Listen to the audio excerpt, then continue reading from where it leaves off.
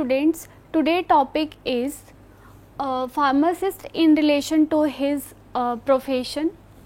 So firstly, pharmacist in his profession, relation to his profession, first thing come in our mind is education. So जो भी pharmacist होते हैं, being a pharmacist, वो well educated होने चाहिए, ठीक है. और बिफोर कोर्स कंप्लीटेशंस के पहले उनको फार्मेसी प्रैक्टिस की बेसिकली ट्रेनिंग करना चाहिए. अगर वो बेसिकली फार्मेसी प्रैक्टिस कर रहे हैं तो उनको उससे पहले उसकी बेसिकली ट्रेनिंग करनी चाहिए. So training should be necessary for pharmacist. तो एडुकेशंस के लिए जो फार्मासिस्ट हैं वो वेल एडुकेटेड होने चाहिए, फार्मेसी की ट्रेनिंग होनी चाहिए उनके पास और फार्मेसी प्रैक्टिस होनी चाहिए, ठीक है. तो this three thing are very very necessary for pharmacist. Now next is pharmacy act and rules. जो भी फार्मेसी एक्ट और उसकी जो रूल्स बनाई गई हैं उसको भी फॉलो करना चाहिए जो फार्मासिस्ट हैं उनको उनके पर्सनल प्रोफेशन के अंदर, ठीक है. Then next is relationship with professional organisation. Basically जो भी प्रोफेशनल ऑर्गेनाइजेशन है उसके साथ फार्मासिस्ट को अपनी रिलेशंस बना के रखनी चाहिए और अपनी रिलेशनशिप बिल्डअप करनी चाहिए. टाइम टू टाइम जो भी कॉन्फ्रेंस और आईपीसी कॉन्फ्रेंस हो रहे हैं या फर्दर जो भी एडुकेशन से रिलेटेड प्रोफेशनल ऑर्गेनाइजेशंस में उनको इन्वॉल्व होना चाहिए. तो basically these three things are used for the pharmacist in relation to his profession. Now next topic is pharmacist oath. So जो pharmacist होते हैं वो अपने स्टडी के बाद एक ओथ शपथ लेते हैं. तो फर्स्ट शपथ जो होती है फार्मासिस्ट की, I swear by the code of ethics of PCI, pharmacy council of India. Pharmacy council of India बोलते हैं, ठीक है, PCI.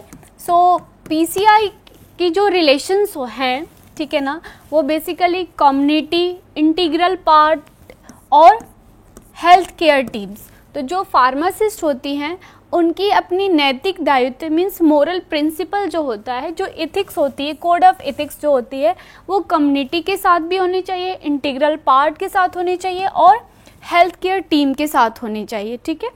Then second oath of pharmacist is I shall uphold the laws, standards and governing professionals.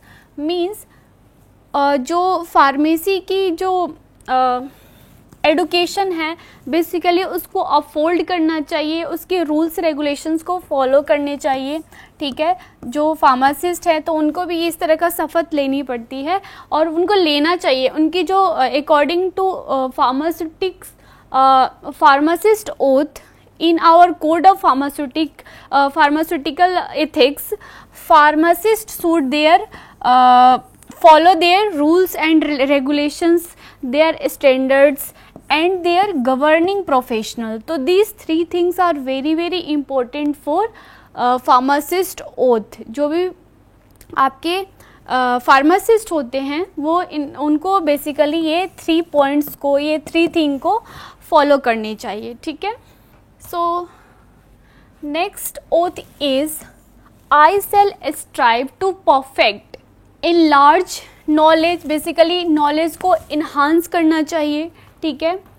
And now third oath of pharmacist is I shall strive to perfect enlarge their knowledge and contribute to the advancement of pharmacy and their public health.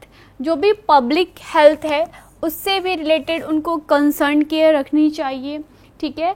और basically जो knowledge है उसको उन्हें enlarge करना चाहिए and then pharmacy practice के अंदर वो परफेक्ट होने चाहिए, ठीक है. Then next is I shall follow the system consider based pharmaceutical care, ठीक है, counselling of patients, basically pharmaceutical related to medicine और ड्रग, उसमें भी वो परफेक्ट होने चाहिए। देन पेशेंट काउंसलिंग आनी चाहिए उनको, पेशेंट को कैसे हैंडल करना है, कैसे उनको जो भी मेडिसिन्स है, जो ड्रग्स हैं, उनको बेसिकली प्रिस्क्राइब करना, पेशेंट काउंसलिंग करना। तो एक तरह से एक सिस्टम है जो कि फार्मासिस्ट ओथ को बेसिकली ये सारे थिंग्स जो है फॉलो करने चाहिए, ठीक है। Then next is I shall endeavor discovers manufacturing of drugs and quality of drugs, means basically जो फार्मासिस्ट हैं, ठीक है, उनको फार्मेसी प्रैक्टिस को बेसिकली एक्सपोज नहीं करना चाहिए किसी भी पेशेंट्स के से, ठीक है। उनको जो भी डिस्कवरी हुई है, मैन्युफैक्चरिंग ऑफ ड्रग्स हुई हैं, ठीक है। So next is I shall endeavor discovery of the medicines, discovery of their drugs and manufacturing of drugs and their quality, means जो फार्मासिस्ट होंगे, ठीक है, जो फार्मासिस्ट होंगे बेसिकली उनको एक तरह से हार्ड वर्क करना चाहिए, ठीक है, हार्ड वर्क करनी चाहिए, ठीक है।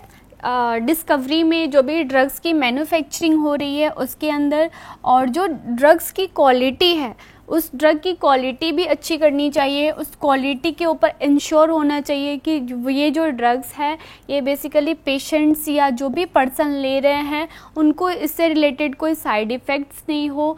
तो these are the basic things which is used in pharmacist oath, ठीक है।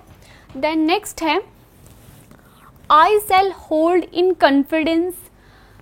बेसिकली जो फार्मासिस्ट हैं उनको ये कॉन्फिडेंस होना चाहिए फार्मेसी प्रैक्टिस में, मतलब जो नॉलेज है उसको बेसिकली गेन करना चाहिए, नॉलेज गेन करने चाहिए फार्मासिस्ट को। और पेशेंट कनेक्शन विथ पेशेंट, ठीक है ना, फार्मेसी से रिलेटेड जो भी प्रोफेशन है उससे, और जो भी रिलेटेड टू फार्मेसी प्रोफेशन उसमें जो भी आपके डॉक्टर के साथ जो भी डिस्कशन हो रही है उसको बेसिकली पेशेंट के थ्रू एक्सपोज नहीं करनी चाहिए, ठीक है।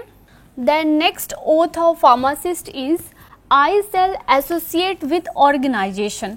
जो फार्मासिस्ट होते हैं उनको बेसिकली ऑर्गेनाइजेशन के साथ एसोसिएट होने चाहिए, ऐड होने चाहिए for the purpose of their objective, make contribution, work organisation, जो भी वहाँ पे जिस तरह का काम हो रहा है उस ऑर्गेनाइजेशन के साथ मिलकर के काम करना चाहिए, कंट्रीब्यूट करना चाहिए, अपनी कंट्रीब्यूशंस देना चाहिए, और जो भी आपका बेसिकली जो एम है, जो उद्देश्य है उसके ऊपर भी उनको काम करना चाहिए, ठीक है। Then this is the last oath of pharmacist is while I continue to keep this oath, जो भी आपके शपथ है उसमें उनको इनवॉलेट नहीं करना चाहिए, मीन्स मना नहीं करना चाहिए, और अपनी लाइफ को अगर बेसिकली वो इन्जॉयफुल जी रहे हैं तो वो जिए। बट अगर उन्होंने किसी पेशेंट के साथ अगर उन्होंने अपनी जो भी फार्मास्यूटिकल एथिक्स से रिलेटेड पेशेंट केयर वर्क है उन्होंने अगर नहीं की है तो उनके साथ ये सारे प्रॉब्लम्स जो है रिवर्स भी हो जाते हैं, ठीक है ना, रिवर्स भी हो सकते हैं, ठीक है। तो ये बेसिकली फार्मासिस्ट ओथ की कुछ सम पॉइंट्स थे जो कि पीसीआई के अंदर ये मेंशन की गई है, ठीक है। तो आज का चैप्टर स्टूडेंट्स हमारी ये कंप्लीट हो गई है, फार्मास्यूटिकल एथिक्स, और ये चैप्टर बेसिकली चैप्टर 10 था जो कि हमने कंप्लीट कर ली है। नेक्स्ट क्लास में हम लोग नेक्स्ट चैप्टर पढ़ेंगे। Thank you.